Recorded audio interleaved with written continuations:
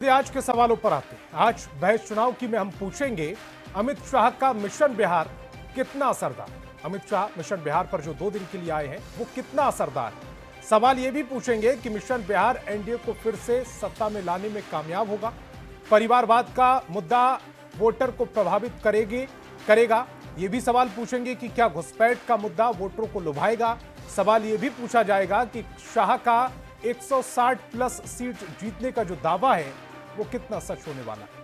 तो चलिए मेहमानों से आपका परिचय कराते हैं। हमारे साथ आज बीजेपी से पीयूष शर्मा जी जुड़ रहे हैं, कांग्रेस से असितनाथ तिवारी जी जुड़ रहे हैं, जेडीयू से नवल शर्मा जी जुड़ रहे हैं और जनसुराज से सोनाली आनंद जी जुड़ रही हैं। इसके अलावा राजनीतिक विश्लेषक के तौर पर डॉक्टर संजय कुमार जी भी जुड़ रहे हैं।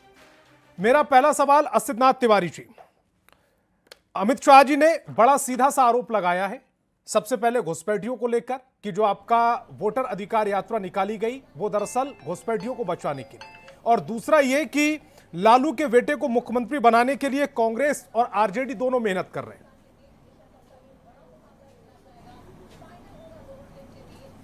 संतोष जी, जिस घुसपैठ पर अमित शाह जी बात कर रहे हैं उस घुसपैठ पर मैं मिनिस्ट्री ऑफ होम अफेयर्स का ही एक आंकड़ा आपके सामने रख रहा हूं। 2005 में जब केंद्र में यूपीए की सरकार थी, हमारी सरकार थी, 14,916 बांग्लादेशी घुसपैठियों को बाहर निकाला गया। 2006 में 13,692, 2007 में 12,135, अब आई 2009 में 10,602, 2010 में 6,290। एक लंबी फहरिस्त है, मैं आपको पढ़ के बता देता हूं। लेकिन 2014 में जब इनकी सरकार आई तो वो जरा सुनिए, 2013 से 17 पार्लियामेंट्री रिप्लाई लिस्टिंग 2013, 17, 12 या 2016 5,234 हमने निकाले। और इन्होंने जब 2014 में इनकी सरकार बनी है तो जो आंकड़ा बता रहा है वो है 1800 लोग निकाले गए। 2015 में 1000 से भी कम लोग निकाले गए। 2016 में 536 लोग निकाले गए और उसके बाद सरकार ने कोई आंकड़ा जारी नहीं किया है। 17, 18, 19 और 20 जीरो। तो कम से कम एक भी बांग्लादेशी ये नहीं निकाल पाए। एक मुद्दा है। आप अंदाजा लगाइए अगर घुसपैठिया अब नहीं मैं ये कह रहा हूं हमने तो 2005 में 14,916 निकाले के समय पे 10,000, 12,000, 14,000, 16,000 लोगों को बाहर निकाला जा रहा था जो घुसपैठिए थे। तो सबसे पहली बात तो ये तय हो गई कि घुसपैठिए जो मुद्दा उठाया जा रहा है एनडीए की ओर से, बीजेपी की ओर से, वो ठीक है। घुसपैठिए है देश में थे हाँ ठीक है। तो मुद्दा उठाया जा रहा है तो अमित शाह जी ये बताएं कि इनकी सरकार ने कितने डिपोर्ट किए। हमने तो पकड़े और निकाले। अमित शाह जी मंचों पर इसलिए इतनी बड़ी बड़ी बातें कर लेते हैं क्योंकि उनको पता है कि पलट के मीडिया की तरफ से सवाल नहीं पूछा जाएगा। हम उनके मंत्रालय, होम मंत्रालय, भाई गृह मंत्रालय उन्हीं के पास है, उन्हीं के आंकड़ों से ये पूछ रहे हैं। हमने 1 साल में जितने निकाल दिए, आपने तो अब तक 11 साल में उतने नहीं निकाले।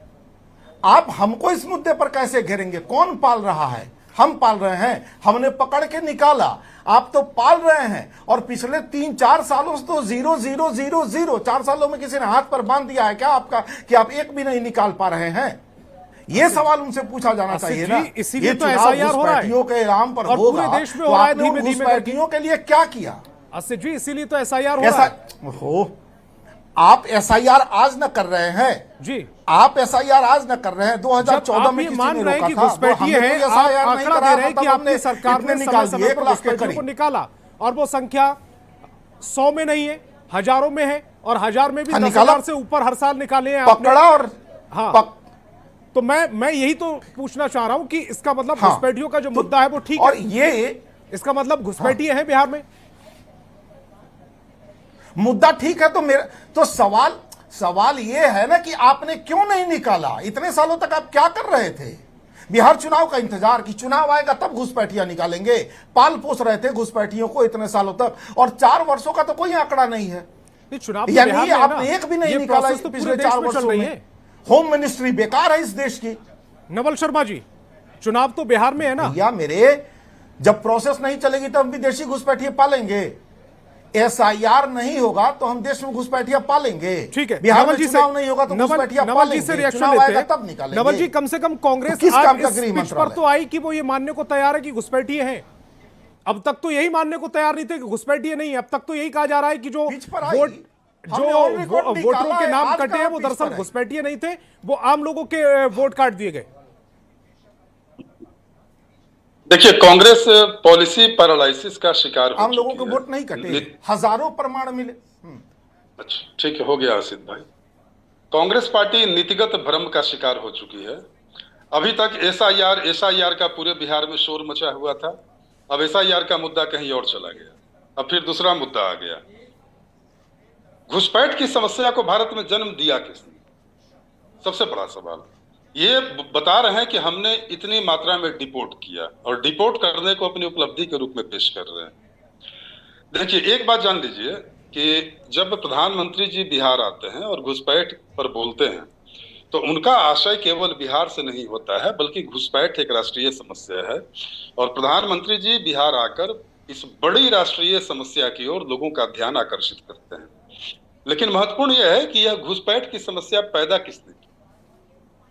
आपकी आजादी के बाद से लेकर और इतने 6 दशकों तक आपकी सरकार रही, तो आप जो गृह मंत्रालय पर जो ठिकरा फोड़ रहे हैं, आप इतने वर्षों तक क्या करते रहे?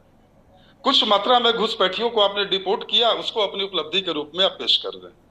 लेकिन घुसपैठ की समस्या भी तो आप ही की देन है। ये देन आप उस मात्रा में भी नहीं कर पाए। असित भाई, मैंने आपकी बात को नहीं काटा, सुन लिया जाए। पहली बात यह कि घुसपैठ को जन्म ये दिए, घुसपैठ की समस्या के जन्मदाता कांग्रेस पार्टी, कांग्रेस के नेता अब ये डिपोर्ट करके दावा कर रहे हैं कि हम घुसपैठ की समस्या से लड़ने के लिए, अरे भाई, इतने वर्षों तक आपकी सरकार रही तो आपने सीमा पर बड़ाबंदी क्यों नहीं करवाई, फेंसिंग क्यों नहीं करवाई? आपका खुफिया विभाग सो रहा था। आप क्या कर रहे थे 6 दशकों तक? 6 दशक कोई छोटा मोटा समय नहीं होता है। मोदी जी की तो सत्ता नशीनी हुए 11 साल हुए। चलिए, एक दूसरी बात है कि अमित शाह जी के बयान के संदर्भ में आपने एक और मुद्दे की चर्चा की जो बड़ा ही गंभीर मुद्दा बनने जा रहा है इस बार बिहार के चुनाव में, वो है परिवारवाद का।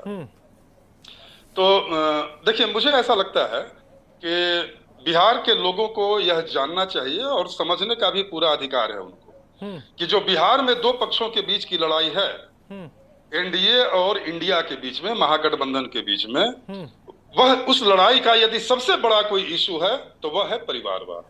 कैसे है? इसलिए है कि लालू यादव जी घूम घूम कर लोगों से अपील कर रहे हैं कि आप तेजस्वी यादव को मुख्यमंत्री बनाइए, मानो बिहार में या राष्ट्रीय जनता दल में कोई और योग्य नेता नहीं। देखिए, परिवारवाद भारतीय राजनीति की एक ऐसी कलंकित अवधारणा है। आज तक पूरे बिहार ने देखा कि लालू जी के लिए राजनीति का मतलब केवल परिवार रहा। यहां तक कि लालू जी जब जेल जाने लगे, संतोष जी, तो लालू जी ने लोकशाही का इतना बड़ा मजाक किया, लोक सत्ता का इतना बड़ा मजाक किया कि अपने जगह पर अपनी घरेलू पत्नी को मुख्यमंत्री बना दिया। उस समय बिहार में और बहुत सारे योग्य दावेदार थे। ये जो माइनॉरिटी का रोना रोते हैं ये लोग, अब्दुल बारी सिद्दीकी थे बेचारे, कई सारे लोग बैठे रह गए और सबसे योग्य उम्मीदवार कौन मिला इनको? मान्यवर राबड़ी देवी जी मिली। राबड़ी जी के प्रति मेरे मन में काफी श्रद्धा का भाव है, मैं केवल इतना बता रहा हूं। और राबड़ी जी जब मुख्यमंत्री बन गई तो वो अनिच्छा से इस पद को संभालती थी और वो बोलती थी कि हमारा मन नहीं खे बने के, साहेब के आदेश बा। अब देखिए, जबरदस्ती सारा पद घर में रहे। आज देख लीजिए, नेता विरोधी दल तेजस्वी यादव, विधान परिषद में राबड़ी देवी जी, लालू यादव जी, मीसा भारती जी, सारे पद अपने घर में। नवल तो जी, भाई, बिहार की जनता बस प्रॉब्लम ये है ना कि अंतिम नवल जी, प्रॉब्लम ये है कि उनको ये डर रहता है कि अगर परिवार से हटकर किसी को कोई पद दे भी दिया तो डर ये रहता है कि बीजेपी तोड़ ना ले उसको। अच्छा, ठीक है संतोष बाबू, तो एक बात बताइए कि तो क्या बिहार के वोटरों का यही काम बचा है कि आपके 9वीं फेल बेटा को मुख्यमंत्री बना दे और हमारा बेटा बुढ़िया बिस्तर उठा के दिल्ली बंबई मजदूरी करने चला जाएगा? नहीं, कौन तो चिंता करने वाला है? कांग्रेस ने अभी सहमति कहाँ दी है? अरे कैसे देखिए, है क्या, देखिए आज नकल, अब ये क्या करेंगे क्या नहीं करेंगे ये जाने, लेकिन दोनों ही तो एक ही थाली के चट्टे बट्टे हैं, हेड एंड टेल है। हेड एंड टेल है। ठीक है। इनके यहाँ कौन सी इनके यहाँ कौन सी ये है भाई, शुद्ध व्यवस्था है? राहुल गांधी जी क्या है? ये लोग राहुल गांधी हो, तेजस्वी यादव जी हो, अखिलेश यादव जी हो, देखिए यह कहने में पीड़ा होती है, लेकिन इन सारे लोगों ने भारतीय लोकतंत्र को मजाक बना दिया है। अरे कांग्रेस पार्टी में एक से एक लाइए, सचिन पायलट को सामने लाइए, कई सारे योग्य चेहरे, असित तिवारी भाई साहब को आगे बढ़ा दीजिए, कितनी अच्छी, कितनी योग्यता है इनमें, बताइए कितना बढ़िया बोलते हैं। और कांग्रेस पार्टी, मुझे लग रहा है कि पहले आते आप असित जी पर। खैर, जनसुराज की तरफ जाऊंगा मैं, जनसुराज की तरफ जाऊंगा मैं। सोनाली जी, ये तो हमें मालूम है कि परिवारवाद को लेकर आपके नेता प्रशांत किशोर लगातार लालू परिवार पर हमलावर है, हम कई मंचों से उनको सुन चुके हैं। जरा घुसपैठिए पर आइएगा, बिहार में घुसपैठिए हैं, क्योंकि बीजेपी ये कह रही है कि सरकार बनते ही सबसे पहले जो काम किया जाएगा इस बार घुसपैठियों को बाहर किया जाएगा। इनकी सरकार नहीं थी क्या? 20 साल से किसी और की सरकार थी। नहीं, सबसे पहले इसका मैं बहुत संक्षेप में जवाब दूंगी। अभी एसआईआर में सबसे बड़ा नैरेटिव जो सेट किया गया वो किया गया घुसपैठियों का। तो अभी जो 65 लाख वोटर्स के नाम कटे बिहार से, उसमें बहुत सारी कैटेगरीज बनाई गई, बट क्या उसमें एक भी कैटेगरी था जिसमें हमने ये पाया कि ये घुसपैठी है और इतने लोगों का नाम काटा गया? बाकायदा हमने डेड लोगों की जो मृत हो चुके उनका नाम पाया। चुनाव आयोग का काम नहीं है, नागरिक को मतदाता बनाना चुनाव आयोग का काम है। नहीं, तो मैं वही कह रही हूँ ना कि जब उनका काम है कि जेन्युइन वोटर्स को निकालना, जब आप फिल्टरिंग करते हैं तो उसमें आपके जो जेन्युइन वोटर्स नहीं हैं, जो आपके अगर इंट्रूडर्स हैं, तो आप उसका भी नाम सामने ला सकते थे। तो बट जिस बेस पे ये नैरेटिव पूरा सेट किया गया एसआईआर का, उसमें एक भी नाम आप लाने में असक्षम रहे। आप ये कह रहे हैं कि जो नैरेटिव है घुसपैठिए नहीं है बिहार में। फिर जो असित नाथ तिवारी जी डेटा दे रहे थे एसआईआर का सबसे कांग्रेस के टाइम में, या लालू प्रसाद यादव जी ने 1992 में संसद के अंदर ये समस्या रखी थी कि घुसपैठियों से बिहार नहीं पूरा देश परेशान है। उसके बाद में पश्चिम बंगाल की जो मुख्यमंत्री है ममता बनर्जी, वो 2005 में इस समस्या की ओर इशारा कर चुकी है। ये समय समय पर तमाम दलों के जो राजनेता हैं, प्रमुख हैं, वो इस समस्या को लेकर इस ओर इशारा कर चुके हैं। वो सब गलत थे? नहीं, देखिए बिहार जो भारत में भी स्थिति है, घुसपैठियों की समस्या ये जेन्युइन समस्या है और इसका प्रमाण हमें बहुत सारी जगहों से मिलता है। और जिस ढंग से कुछ सालों से पहले से रोहिंग्या हमें बॉर्डर्स को डिस्टर्ब कर रहे थे, या फिर जिस ढंग से इन्फिल्ट्रेशन हो रहा है, ये सारी समस्याएं हैं। लेकिन सबसे बड़ा सवाल यहीं पे है कि जब सरकार केंद्र में काम कर रही है और आपकी जिम्मेदारी यहाँ बनती है, और फिर भी ये अगर चीज़ें होती हैं तो इसका ठीकरा आप किसी और के सर पर नहीं फोड़ सकते। आपको इसकी जिम्मेदारी लेनी पड़ेगी और आप इसमें सक्षम रहें, इस बात को भी मानना पड़ेगा। और आप इसके लिए नीति बनाइए, नियम बनाइए, जो भी पॉलिसी लानी लाइए, पूरा देश आपके साथ है। लेकिन हर गलत जगह पे गलत नैरेटिव सेट करता है और हर मुद्दे पर साथ नजर नहीं आ रहा है। अभी आपने टीवी पर बैठकर ये कह दिया कि घुसपैठियों का नैरेटिव सेट किया गया। जी, अभी आपने टीवी पर बैठकर कहा है कि घुसपैठियों का नैरेटिव सेट किया गया। कैसे माने कि जनसुराज फिर घुसपैठियों को बाहर निकालने में बिहार के इलेक्शन सरकार के के साथ परिप्रेक्ष्य में ये बात कह रही हूँ। बिहार के इलेक्शन के परिप्रेक्ष्य में मेरा ये स्टेटमेंट था, क्योंकि बिहार का इलेक्शन जो है थोड़ी साउंड अगर में थोड़ी दिक्कत है, थोड़ा अगर आप इसे वॉल्यूम अप कर सके तो मैं आपको बेहतर सुन पाऊंगी। जरा मेरी टीम एक बार सोनाली जी का वॉल्यूम ठीक कर ले, तब तक मैं पीयूष जी के पास जा रहा हूं। पीयूष जी, दो मुद्दे, परिवारवाद और घुसपैठिए, इसके अलावा भ्रष्टाचार का मुद्दा भी आज अमित शाह ने उठाया। तकरीबन बीजेपी के जितने भी नेता आते हैं बिहार में, ये तीन मुद्दे रहते ही रहते हैं। क्या इस बार आपको लग रहा कि क्योंकि इन मुद्दों पर पिछले भी चुनाव लड़े गए, 2005 का, 2010 का, 2015 का, 2020 का, 2025 में कुछ नया नैरेटिव आप गढ़ने में कामयाब रह पाएंगे जैसा कि सत्ता विपक्ष कह रहा है, या फिर ये जो तीन मुद्दे भ्रष्टाचार, घुसपैठिया और परिवारवाद, इन पर आपको वोट मिलेगा?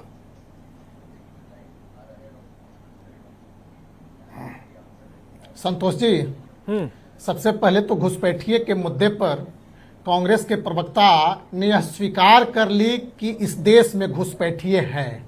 उन्होंने 2014 के पहले के आंकड़े को बताने का काम किया आपके समक्ष। लेकिन वो ये भी तो पूछ रहे हैं ना कि कुछ 11 साल से आपकी सरकार है, तो कम से कम 11 साल में आप कुछ तो सफाई कर पाते। वो तो डेटा भी दे रहे हैं ना। संतोष जी समय दीजिए ना। संतोष जी, मैं डेटा ही दे रहा हूं। आपने कांग्रेस के प्रवक्ता को समय दिया। मैं इनकी जानकारी के लिए बता देना चाहता हूं कि 6 जनवरी 2024 से 31 जनवरी 2024 तक 2601 पश्चिम बंगाल से 2601 घुसपैठियों को बाहर भगाने का काम हमारी सरकार गृह मंत्रालय ने करने का काम किया। सितंबर 2024 में 300, अक्टूबर 2024 में 331, नवंबर 2024 में 310, दिसंबर 2024 में 253 और जनवरी 2025 में 176 घुसपैठियों को बाहर का रास्ता दिखाने का काम किया। तो हमारी सरकार, देश के यशस्वी प्रधानमंत्री आदरणीय नरेंद्र मोदी जी, देश के यशस्वी गृह मंत्री आदरणीय अमित शाह जी ने करने का काम किया। इसके अलावे आपको ज्ञात होगा, देश की जनता, बिहार की जनता देख रही है। कांग्रेस के प्रवक्ता को मैं यह भी बताना चाहता हूं, आज असम में आज असम में 19 लाख लोगों की जांच चल रही है। 19 लाख लोग घुसपैठिए के माध्यम से असम में रहने का काम कर रहे थे। उन 19 लाख लोगों की जांच वहां की सरकार, असम की सरकार करने का काम कर रही है। तो देखिए, ये लोग घुसपैठियों को केवल संरक्षण देने का काम किया। अपने 60 वर्षों के शासनकाल में कांग्रेस ने केवल घुसपैठियों को ही संरक्षित करने का काम किया। और आज चुनाव आयोग द्वारा जब बिहार में एसआईआर के माध्यम से उन घुसपैठियों को चिन्हित करने का काम किया जा रहा है, हमारे देश के प्रधानमंत्री, देश के गृह मंत्री आदरणीय अमित शाह जी उन घुसपैठियों को बाहर का रास्ता दिखाने के लिए कार्य करने का काम कर रहे हैं। तो ये हम पर आरोप लगाने का काम कर रहे हैं कि 11 साल से आप सत्ता में, अरे हमने 11 साल में सत्ता में थे और उन एक एक घुसपैठियों को चिन्हित करके बाहर निकालने का काम कर रहे हैं। और अगर एक एक करके चिन्हित करके आपने घुसपैठियों को बाहर निकालने का काम किया, तो फिर ये घुसपैठिए का मुद्दा बिहार में बना कैसे? जी, अगर आपके हिसाब से घुसपैठिए आप समय समय पर निकालते रहे, तो फिर जो इस समय घुसपैठिए घोषित किए जा रहे हैं वो कौन है? करने में समय लगती है। संतोष जी बिहार में या इस देश में घुसपैठिए आकर के संरक्षण प्राप्त करके, कहीं न कहीं से हमारे विरोधी दलों के संरक्षण प्राप्त करके और 60 वर्षों में कांग्रेस के संरक्षण प्राप्त करके कहीं न कहीं अपनी जगह बनाने का काम किए हैं। ठीक है, डॉक्टर संजय जी की तरफ जाऊंगा मैं, आऊंगा पीयूष जी, दोबारा से भी आऊंगा आपके पास। डॉक्टर संजय जी की तरफ जा रहा हूं मैं। नहीं संतोष जी, हमें परिवारवाद पर, संतोष जी 2 मिनट हमें परिवारवाद पर भी बोलने का समय दीजिए। 1 मिनट में बोलिएगा अपनी बात, 1 मिनट में रखिएगा, उसके बाद आ रहा हूं डॉक्टर संजय जी। आज जो परिवारवाद, संतोष जी आज जो परिवारवाद पर देश के यशस्वी गृह मंत्री आदरणीय अमित शाह जी ने बिहार की जनता को अवगत कराने का काम किया है, वो बिल्कुल 100% सही है। आप देखने का काम करें, राष्ट्रीय जनता दल के 28 वर्ष से एक ही पार्टी के राष्ट्रीय अध्यक्ष के पद पर कौन है? लालू प्रसाद यादव जी हैं। चाहे उनकी तबीयत कितनी भी खराब हो, कितने भी अस्वस्थ हो, सजा याफ्ता हो, राजनीतिक रूप से नजरबंद हो, चुनाव लड़ने की पात्रता नहीं हो, फिर भी राष्ट्रीय जनता दल का राष्ट्रीय अध्यक्ष कौन है? लालू प्रसाद यादव। आज कोई भी डिसीजन जो होता है वह लालू प्रसाद यादव, तेजस्वी प्रसाद यादव के द्वारा ही होता है। किसी की हिमाकत नहीं है कि राष्ट्रीय जनता दल में कोई राष्ट्रीय अध्यक्ष या प्रदेश के जब मुख्यमंत्री की बारी आएगी तो मुख्यमंत्री का उम्मीदवार की उम्मीदवारी भी पेश कर सकता है। यही राष्ट्रीय जनता दल का परिवारवाद है, यही डॉक्टर संजय जी दल का वंशवाद है, जिन्होंने बिहार 2005, 2010, 2015, 2020 चार चुनाव, एनडीए, परिवारवाद, भ्रष्टाचार और अब एक घुसपैठिए वाला नया मुद्दा जुड़ गया है इस बार में। इन्हीं लगभग मुद्दों पर चुनाव लड़ता आ रहा है। क्या वोटर इन मुद्दों पर इस बार सत्ता पक्ष की ओर जाते हुए नजर आएंगे? देखिए, अभी घुसपैठिए पर सब लोगों ने बात की, तो किरण रिजिजू जी जो गृह राज्य मंत्री हैं, बजाते उन्होंने तो बयान दिया था राज्यसभा में कि 2 करोड़ घुसपैठिए हैं इस देश में। भाई 2 करोड़ घुसपैठिए हैं तो उनको चिन्हित कीजिए और चिन्हित करके देश से बाहर कीजिए। है आपके पास डेटा है तो उनको फिर देश में है कैसे? अभी आपने अमेरिका को देखा ना, जो इलीगल इमिग्रेंट्स थे उनको किस तरह से अमेरिका ने उनको डिपोर्ट किया। आपके देश में अगर हैं तो आप उनको क्यों रखे हुए? मुद्दा बनाने की क्या बात है? कोई ऐसी पार्टी है थोड़े जो उनको बांग्लादेश से लेकर के आती है और बिहार में उनको डंप करके फिर भाग जाती है? ऐसा तो कुछ है नहीं। एक दूसरी बात, ठीक है विपक्ष का जो भी अपना स्टैंड, लेकिन सीमा सुरक्षा बल किसके जिम्मे है? वो तो भाई जो पार्टी सत्ता में होती है, और राज्य की सरकार, केंद्र की सरकार, जब दोनों की सरकार बिहार में चल रही है तो सीमा सुरक्षा बल क्यों नहीं रोकती है घुसपैठिए को? कैसे वो आ जा रहे हैं?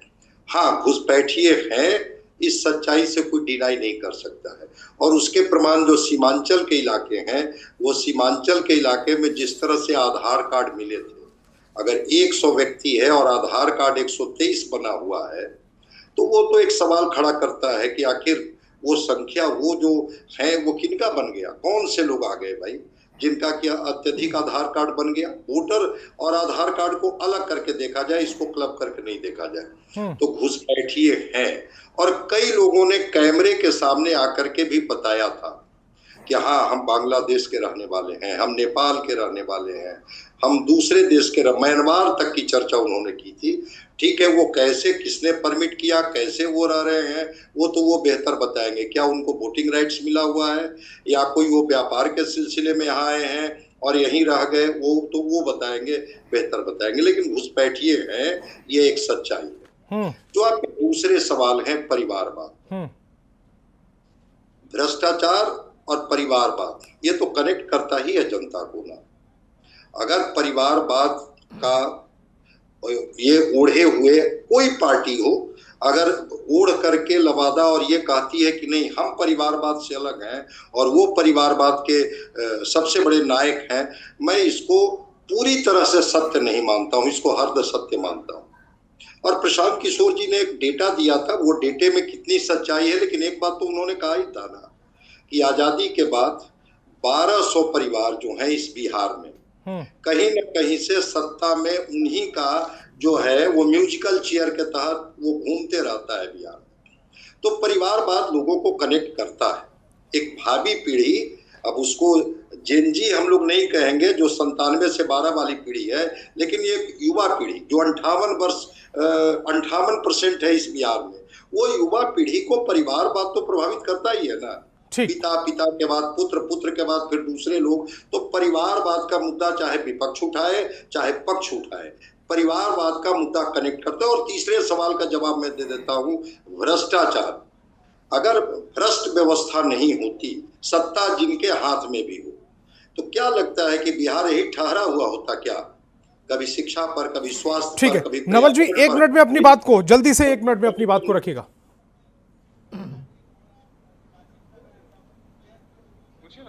ध्यान नहीं दिए। सवाल यह है कि क्या सिर्फ जो परिवारवाद का आरोप लगा गए वो कांग्रेस और आरजेडी में ही है, बाकी पार्टियां दूध की धुली हुई हैं? जी जी जी जी बिल्कुल।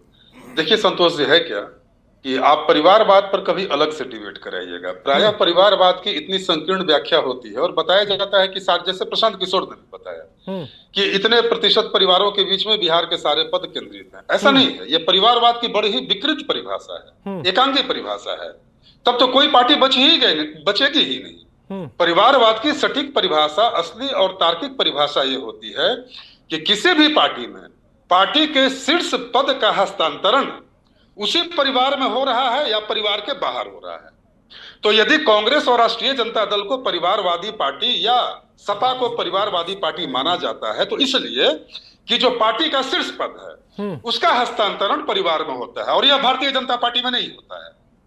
बीजेपी का राष्ट्रीय अध्यक्ष जो पद है वह कभी भी बाप से बेटे को नहीं मिलता है, इसीलिए बीजेपी परिवारवाद मुक्त पार्टी है। लेकिन तब क्या है कि बीजेपी के कई नेता हैं जिनके पुत्र राजनीति में हैं, तो आप प्रमाण दीजिएगा कि अरे फलना का बेटा तो एमपी है, फलना का बेटा तो एमएलए है, फलना का बेटा मंत्री है, तो परिवारवाद बीजेपी में कैसे नहीं है? ठीक है असित जी, 1 मिनट में जवाब। नहीं है। और जेडी, बस एक लाइन, और जेडीयू तो नीतीश कुमार जी के नेतृत्व में परिवारवाद का सबसे कट्टर अपवाद है इस देश में, क्योंकि नीतीश कुमार एक ऐसे राजनेता हैं जिन्होंने परिवारवाद को चिमटे से भी छूना पसंद नहीं किया। तो नीतीश कुमार का व्यक्तित्व तो इस मामले में सारे देश में अनुकरणीय है। ठीक और है, परिवारवादी पार्टियों को नीतीश कुमार असित जी से जवाब ले लेते हैं। असित जी 1 मिनट में अपनी बात को रखिएगा जल्दी से। जी ठीक है।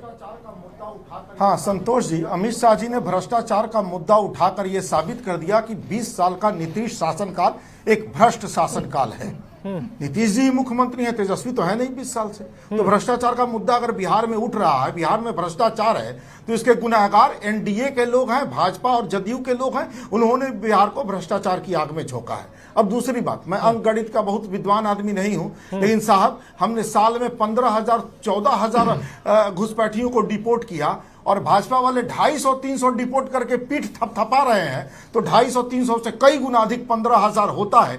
इतनी अंक गणित की समझ मुझे भी है। चलिए, मेरा समय लगता है खत्म हुआ। सोनाली जी, संतोष जी, मैं इनका सोनाली जवाब जी, देता हूं। उसके बाद आ रहा हूं, संतोष जी, उसके बाद आ रहा हूं। संतोष क्रम जी, मत तोड़िएगा, समय बहुत कम है। सोनाली जी, जी आप हाथ उठा रहे थे, कुछ कहना चाह रहे थे जी। जी जी जी, यहाँ पे बहुत कन्वीनियंटली अब जो डेफिनेशन दी गई परिवारवाद की, बहुत कन्वीनियंट डेफिनेशन है। जो आपको जो सूट करता है वो डेफिनेशन परिवारवाद को ये डिफाइन कर रहे हैं। परिवारवाद वो बिल्कुल बहुत ही ब्रॉडर एक, अगर आप उसको डिफाइन करना चाहें, और उसमें बीजेपी सबसे पहले खड़ी उतरती है, क्योंकि बीजेपी में अनेक ऐसे नेता हैं जिन्होंने अपने पद का दुरुपयोग करते हुए और बहुत ऐसे पद को हासिल किया या अपने परिवार में ट्रांसफर किया, जिसके प्रमाण है मेरे पास, और मैं आप के सामने इसको कोट करना चाहूँगी। राजनाथ सिंह के बेटे हैं पंकज सिंह जी, जो कि प्रेजेंट साइकिल फेडरेशन के प्रेसिडेंट हैं। जय शाह के बेटे अमित शाह के बेटे, उनके बारे में पूरी दुनिया जानती है।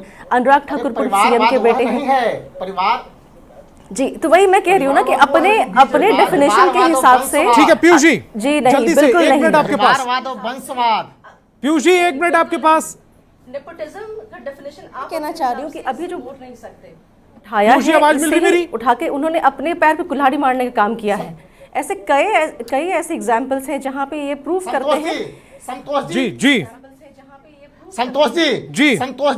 संतोष जी प्रमाण है। केंद्र की मोदी सरकार के पिछले 11 वर्षों में आज तक एक भी भ्रष्टाचार का आरोप नहीं लगा है। न उनके कैबिनेट मंत्रियों पर एक भी भ्रष्टाचार का आरोप नहीं लगा है। और बिहार में पिछले 20 वर्षों से कुछ समयों को छोड़ दिया जाए तो 20 वर्षों से एनडीए की सत्ता है। एक भी मंत्री और बिहार के लोकप्रिय मुखिया नीतीश कुमार जी पर भ्रष्टाचार का आरोप नहीं लगा है। और लालू प्रसाद जी और लालू परिवार पर भ्रष्टाचार के सैकड़ों दर्जनों आरोप है। सजा याफ्ता है। यह क्या दर्शाता है? यह कोई कोर्ट द्वारा, माननीय न्यायालय द्वारा। ठीक है, मेरे पास समय कम है। डॉक्टर संजय जी, आखिरी 1 मिनट आपका। देश के गृह मंत्री अमित शाह जी ने बिहार की जनता को बताने का काम किया है। ये मुद्दे जो हैं, चाहे वो परिवारवाद का मुद्दा हो, भ्रष्टाचार का मुद्दा हो, घुसपैठिए का मुद्दा हो, बिहार के चुनाव के डिस्कोर्स में ये मुद्दे होंगे। और कुछ चीजें जनता पर छोड़ देनी चाहिए। हम लोग अपने अपने तरीके से तर्क दे देते हैं, पक्ष में, विरोध में, लेकिन जनता इन चीजों को समझती है और जनता यथार्थ को भुगतती भी है। तो जनता ने जिन चीजों को समझा, भुगता और उन कालखंडों से होकर के गुजरा, तो क्या लगता है कि जनता इन चीजों पर तय नहीं करेगी क्या? बिल्कुल तय करेगी। ठीक है, मेरे पास समय की कमी है। तमाम मेहमान मेरे साथ जुड़े, आपका बहुत बहुत शुक्रिया। और आगे देखिए।